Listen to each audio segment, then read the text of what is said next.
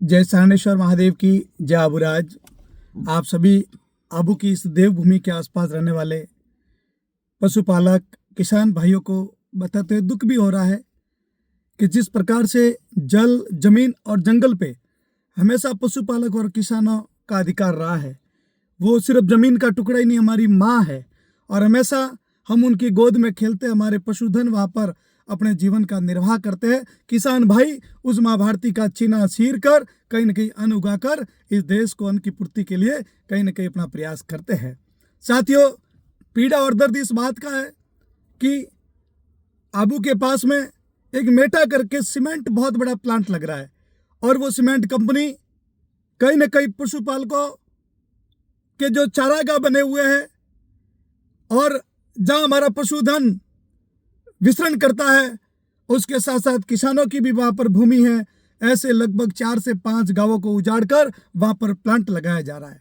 उस प्लांट का हम पुरजोर विरोध करते हैं और कहीं न कहीं हमारे किसान पुत्र माननीय सांसद महोदय, हमारे पशुपालक पुत्र माननीय मंत्री महोदय, उन सबसे भी अपन सब निवेदन करेंगे कि जल, जमीन और जंगल पर हमेशा किसान और पशुपालकों का अधिकार रहा है। आप ऐसी इन कंपनियों को इस आबू की धरती से उखाड़ पर फेंकिए।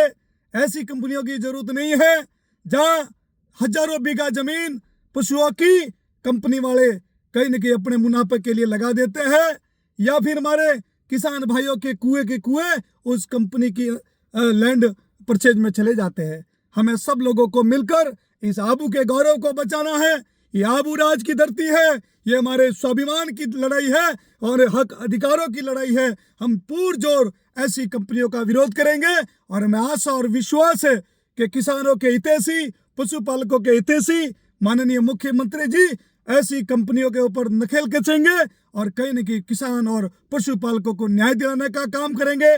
कल आबू की धरती पर एक बहुत बड़ी बैठक होने जा रही है, जिसमें विशेषकर मेरे पशुपालक रबारी भाइयों से आग्रह रहेगा कि ज्यादा से ज्यादा संख्या में आप सब लोग पधार कर इस कल के अधिकार हक की लड़ाई में आप सब लोग अपनी सहभागिता निभाकर कल के इस आंदोलन को सफल करें। हमें आशा और विश्वास है कि हम हमेशा भाजपा समर्थक पशुपालक किसान रहे हैं और हमारे हित में सरकार फैसला करवाएगी।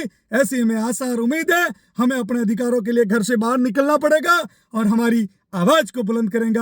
मैं सिरोही का होने के नाते मैं उन भेड़ पालक, पशुपालक, किसान भाइयों के साथ हम मजबूती से खड़े हैं और अंतिम सांस तक उनके न्याय के लिए लड़ेंगे। मैं झालाराम देवासी, जोइला, शिवगंज, सिरोही। धन्यवाद।